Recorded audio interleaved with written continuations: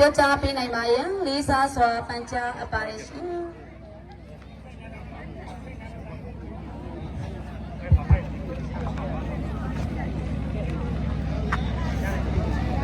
ဒီနေ့ကြာရောက်လာထားတဲ့သက်ဆိုင်ရာကျွန်တော်တို့တိုက်ခိုက်ရမဟာမိတ်ညီနောင်များကျွန်တော်တို့အုပ်ချုပ်ရေးပိုင်းကလူကြီးမင်းများ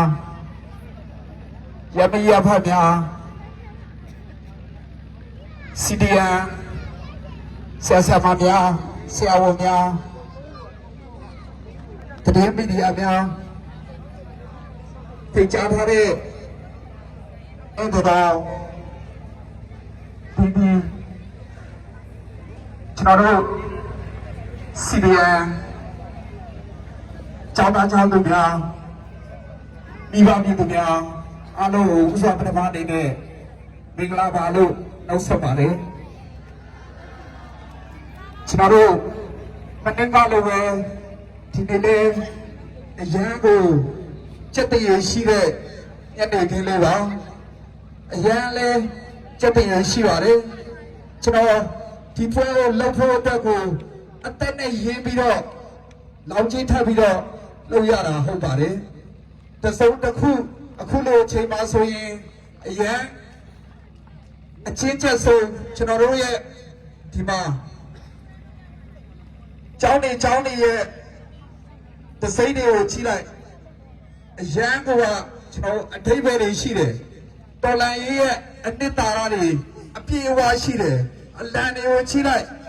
တစ်ဖက်ကမင်းအွန်လိုင်းတို့အုပ်စုကြောက်စီတဲ့ဟာမျိုးတွေပဲဟုတ်ပါတယ်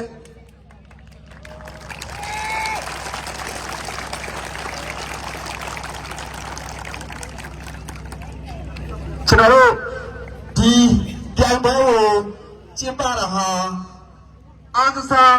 တက်မဟုတ်ဘဲနဲ့ကျွန်တော်တို့ဘယ်လောက်ထိအောင်ကြမ်းကြမ်းခံနိုင်တယ်ဘယ်လောက်ထိအောင်စီးရုံးတယ်ဘယ်လောက်ထိအောင်မင်းတို့တော်လန်နေတယ်ဆိုတာကိုပြချင်လို့ဟုတ်ပါတယ်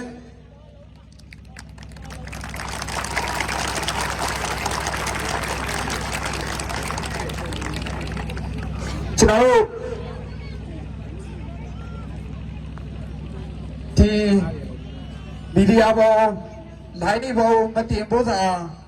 ခွင့်တောင်းတာကျွန်တော်တို့ရဲ့ဒီအားလုံးရဲ့လုံခြုံရေးအတွက်ကိုဟုတ်ပါတယ်ဒီကနေပြီးတာနဲ့ကြိုက်တယ်လို့တင်လို့ရပါတယ်မင်းအွန်လိုင်းတို့ဆွေးခုံနေမှာဟုတ်ပါတယ်တော့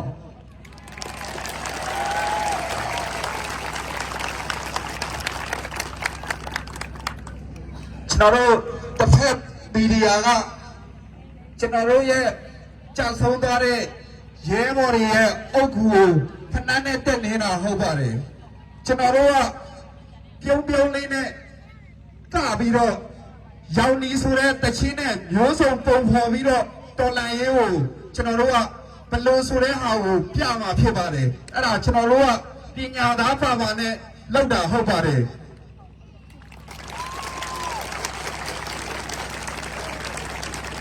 ကျွန်တော်တို့ကတော်လန်ရေးမှာသူများလို့မကောက်ကျင်ဘူးမယုံပါဘူးပေါ့